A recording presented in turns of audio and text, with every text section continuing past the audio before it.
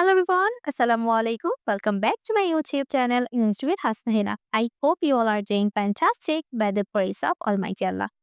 আজকের ক্লাসে আমরা নন ফাইনাইট ভার্ব নিয়ে আলোচনা করব। নন ফাইনাইট ভার্বের তিনটা ধরন আছে, তিন প্রকারের নন ফাইনাইট ভার্বগুলো হয়ে থাকে, যেমন ইনফিনিটিভ, জেরান্ড অ্যান্ড পার্টিসিপল। আমি আগের ক্লাসে পার্ট 1 এ জেরান্ড নিয়ে আলোচনা করেছি। আজকের ক্লাসে আমি ইনফিনিটিভ অ্যান্ড পার্টিসিপল এই দুটা নিয়ে আলোচনা করব, বোঝার চেষ্টা করব কখন, কেন এবং কেন এটার ব্যবহার জানা আমাদের জন্য গুরুত্বপূর্ণ। ইনফিনিটিভ হচ্ছে যখন একটা ভার্বকে আমরা ভার্ব হিসেবে ব্যবহার না করে নাউন, অ্যাডজেক্টিভ অথবা অ্যাডভার্ব হিসেবে ব্যবহার করি, তখন সেটা হয়ে যায় ইনফিনিটিভ অথবা জেরান্ড অথবা পার্টিসিপল। ইনফিনিটিভ চেনার উপায় হচ্ছে যখন আমরা টু ব্যবহার করার পরে ভার্বের বেস ফর্মটা ব্যবহার করি, যেমন to go, to stay, to eat. Okay, এগুলো হচ্ছে ইনফিনিটিভ। এবং এই ইনফিনিটিভটা কখন কখন ব্যবহার করতে হয় চলো দেখি। ওকে, ইনফিনিটিভের প্রথম ব্যবহার হচ্ছে আমরা একটা ভার্বকে সাবজেক্ট অথবা অবজেক্ট হিসেবে ব্যবহার করতে ইনফিনিটিভের ব্যবহারটা করে থাকি, যেমন পৃথিবী ভ্রমণ করা আমার স্বপ্ন। তাহলে এটাকে আমরা এভাবে বলবো to to travel. Okay, to travel the world. Okay, to travel the world is my dream, is my dream. Okay, is my dream. এখানে দেখেন ট্রাভেল হচ্ছে একটা ভার্ব, এখানে ভার্বকে আমরা একটা সাবজেক্ট আকারে ব্যবহার করছি, তাই আমাদেরকে বলতে হবে to travel. To travel the world is my dream. To এর পর কি হচ্ছে ভার্বের বেস ফর্মটা। তারপর সে রান্না করতে পছন্দ করে, সে রান্না করতে পছন্দ করে, তাহলে সে হচ্ছে আমাদের সাবজেক্ট, বলতে পারি হি অর শি। পছন্দ করে হচ্ছে আমাদের মেইন ভার্ব, তাহলে কি হবে likes. He likes to cook. Okay, he likes to cook. He subject, likes হচ্ছে মেইন ভার্ব। তারপর আমরা যে ভার্বটা ব্যবহার করছি তার সাথে টু ব্যবহার করার পরে আমরা কি করছি ভার্বের বেস ফর্মটা ব্যবহার করছি, এবং এই পুরোটাই কি জেরান্ড। এটা হচ্ছে আমাদের সাবজেক্ট, এটা হচ্ছে আমাদের মেইন ভার্ব, আর এই পুরোটা কি আমাদের অবজেক্ট।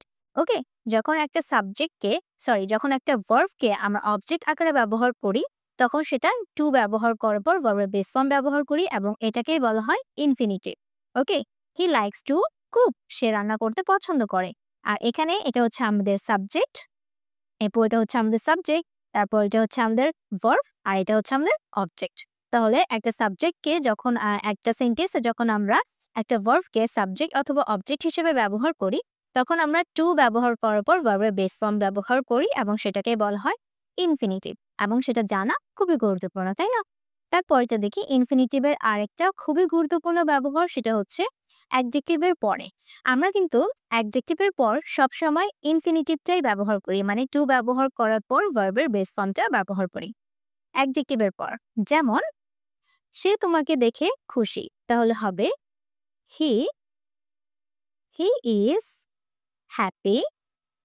সে খুশি, হি ইজ হ্যাপি তোমাকে দেখে, তাহলে কি হবে to see to see you. Okay, সে তোমাকে দেখে খুশি, he is happy to see you. He হচ্ছে আমাদের সাবজেক্ট, এটা হচ্ছে আমাদের ভার্ব, এই হ্যাপিটা হচ্ছে অ্যাডজেক্টিভ। অ্যাডজেক্টিভ কোনটা, যেটা আমাদেরকে নাউন অথবা প্রোনাউনকে মডিফাই করে। এখানে সে খুশি, সে কি, সে খুশি, তাই এটা হচ্ছে অ্যাডজেক্টিভ। এবং অ্যাডজেক্টিভের পর আমরা সব সময় টু ব্যবহার করার পর ভার্বের বেস ফর্মটা ব্যবহার করব। ওকে, এবং এটা কি, এটাই হচ্ছে ইনফিনিটিভ। এখানে আমরা কখনো ভার্বের আইএনজি ফর্মটা ব্যবহার করব না, আমরা এভাবে বলবো না he is happy sing you, এভাবে আমরা কখনো বলবো না। ওকে, কারণ অ্যাডজেক্টিভের পর ইনফিনিটিভ হয়, ইনফিনিটিভ মানে হচ্ছে টু প্লাস ভার্বের base form. He is happy to see you, সে তোমাকে দেখে খুশি। তারপর এটা বোঝা সহজ, এটা বোঝা সহজ, তাহলে হবে এটার জন্য কি হবে ইট ইজ ইজি, এটা সহজ, এটা বোঝা সহজ, তাহলে it is easy to understand. Okay, to understand, to understand. Okay, it is এটা হচ্ছে সাবজেক্ট, এটা হচ্ছে আমাদের কি ভার্ব, আর ইজি এটা সহজ, এটা কেমন, এটা সহজ, তাহলে এটা আমাদের প্রোনাউন দিয়ে কি করছে মডিফাই করছে, তাহলে এখানে এটা কি হলো আমাদের অ্যাডজেক্টিভ। অ্যাডজেক্টিভের পর কি হবে টু ব্যবহার করার পর ভার্বের বেস ফর্ম হবে এবং এই পুরোটা হচ্ছে infinitive. It is easy to understand, এটা বোঝা সহজ। তাহলে আমরা বুঝলাম যে অ্যাডজেক্টিভের পর আমরা সব সময় ইনফিনিটিভটাই ব্যবহার করব, মানে টু দিয়ে ভার্বের বেস ফর্মটা ব্যবহার করব যদি ভার্ব থাকে। ওকে, আচ্ছা, তারপরে আরেকটা ব্যবহারটা দেখি, এটাও খুব গুরুত্বপূর্ণ একটা ব্যবহার, সেটা হচ্ছে টু শো পারপাস অথবা উদ্দেশ্য বোঝাতে। আপনি কোনো কাজ করছেন এবং সে কাজ করার পেছনে আপনার কি উদ্দেশ্য আছে এটা বোঝাতে আমরা ইনফিনিটিভের ব্যবহারটা করে থাকি। যেমন আমি পড়ার জন্য ভোরে উঠি। এখানে আমাদের ভার্ব হচ্ছে দুইটা, একটা হচ্ছে পড়া আর একটা হচ্ছে ভোরে উঠা। তাহলে এখানে আমার উদ্দেশ্য কোনটা?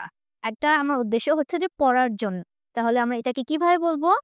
আমি ভোরে উঠি, তাহলে wake up I wake up ভোরে, তাহলে এখানে বলতে পারি early. I wake up early কিসের জন্য? পড়ার জন্য। তাহলে বলতে হবে টু স্টাডি। টু স্টাডি, আমি পড়ার জন্য ভোরে উঠি। I wake up early to study. এখানে এটা হচ্ছে সাবজেক্ট, এটা হচ্ছে আমাদের ভার্ব আর্লি টু স্টাডি। এই টু স্টাডিটা কি হচ্ছে আমাদের? ইনফিনিটিভ। ওকে, উদ্দেশ্য বোঝাচ্ছে। আমি যে ভোরে উঠি এটার উদ্দেশ্য হচ্ছে পড়ার জন্য, তাই বলতে হবে টু স্টাডি। ওকে, তারপর তারপর আমি কিছু ফল কিনতে বাজারে গিয়েছিলাম। এখন এখানে আমি বাজারে গিয়েছিলাম, কেন গিয়েছিলাম? আমার উদ্দেশ্য কি ছিল? আমার উদ্দেশ্য ছিল ফল কিনতে। তাহলে এই ফল কিনতে এটাকে বলার জন্য আমাদেরকে ইনফিনিটিভের ব্যবহারটা করতে হবে। যেমন আমি গিয়েছিলাম, তাহলে কি হবে? I went. কোথায় গিয়েছিলাম? বাজারে। I went to the market. আমি বাজারে গিয়েছিলাম মার্কেট ফল কিনতে, কিছু ফল কিনতে। তাহলে কি হবে? To buy some fruit. Okay, some fruit. আমি ফল কিনতে বাজারে গিয়েছিলাম। I went to the market to buy. কেন গিয়েছিলাম? ফল কিনতে। তাহলে কোনো একটা সেন্টেন্সে উদ্দেশ্য বোঝাতে, আমি এই কাজটা কেন করেছি উদ্দেশ্য বোঝাতে আমরা কি করব?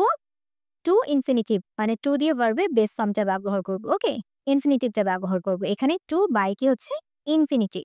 ওকে, আচ্ছা, ইনফিনিটিভের আরেকটা ব্যবহার এবং এটা হচ্ছে লাস্ট ব্যবহার, সেটা হচ্ছে কিছু নির্দিষ্ট ভার্বের পরে ইনফিনিটিভ হয়ে থাকে। যেমন আমি ভার্বের লিস্টটা আপনাদেরকে অবশ্যই ডেসক্রিপশন বক্সে দিয়ে দিব এবং এখানেও বুঝিয়ে দিব। আমি খেতে চাই। আমি খেতে চাই, তাহলে কি হবে? আই, চাওয়া ইংলিশ হচ্ছে ওয়ান্ট। আই ওয়ান্ট, এবং ওয়ান্ট হচ্ছে এমন একটা ভার্ব তারপরে আমরা সবসময় ইনফিনিটিভ ব্যবহার করব, জেরান্ট ব্যবহার করব না। ওকে, আই ওয়ান্ট টু ইট। আমি খেতে চাই। I want to it. Want এর পর কি হবে? ইনফিনিটিভ হবে। এটা হচ্ছে আমাদের সাবজেক্ট, এটা হচ্ছে আমাদের মেইন ভার্ব।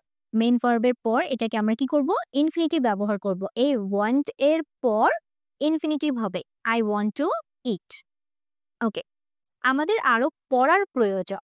ওকে, পড়ার প্রয়োজন, তাহলে প্রয়োজন, তাহলে কি হবে? We need to study. We need to study মোর। আমাদেরকে আরো পড়ার প্রয়োজন।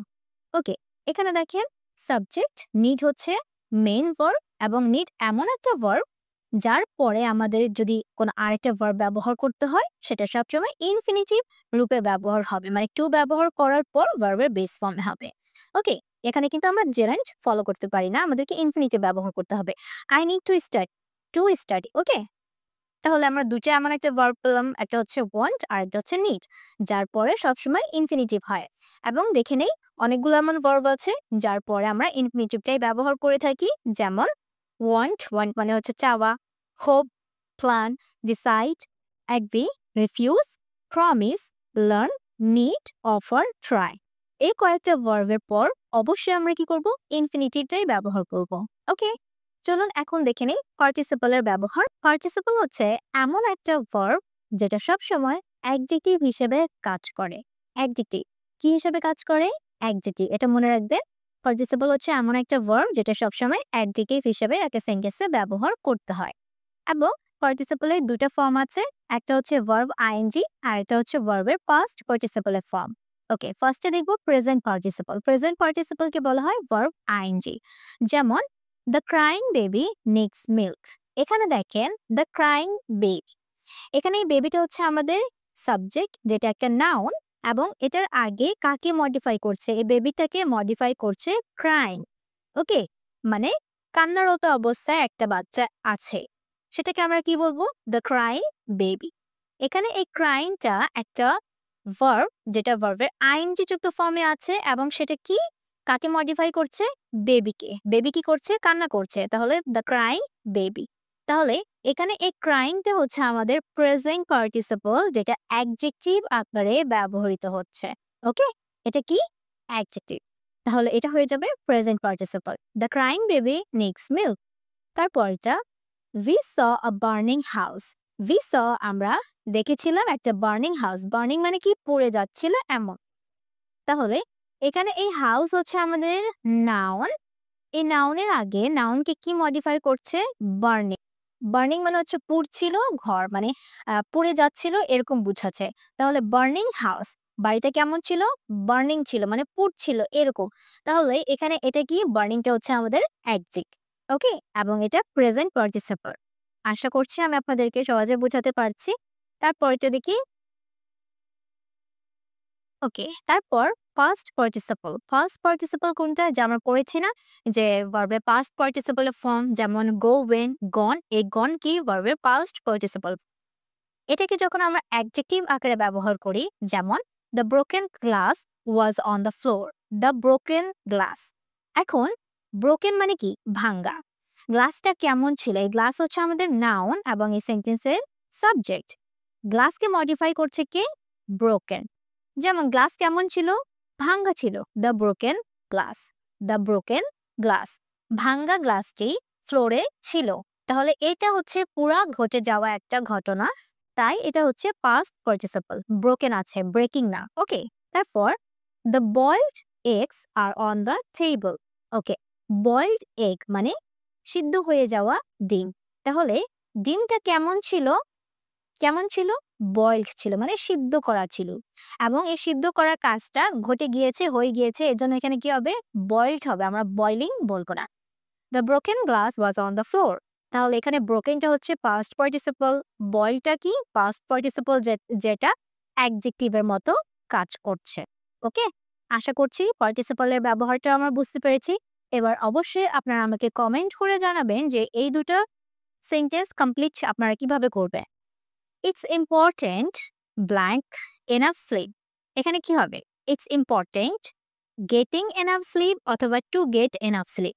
তারপর she is good at poems. Good at এরপর কি হবে? Write, to write, writing.